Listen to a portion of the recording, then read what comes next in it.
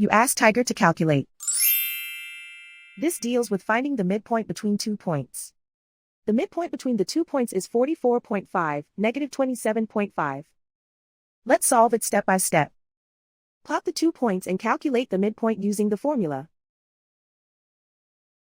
The coordinates of point 1 are, x1 equals 64, y1 equals negative 1. The coordinates of point 2 are, x2 equals 25, y2 equals negative 54. PM represents the midpoint of the 2 points.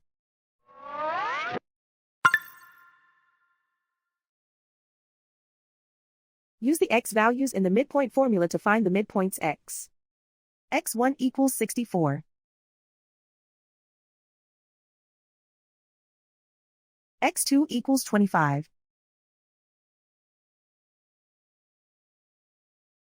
Simplify the arithmetic.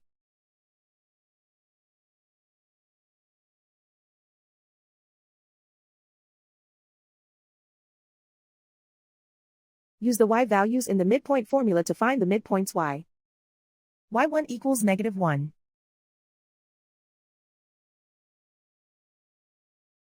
y2 equals negative 54. Simplify the arithmetic.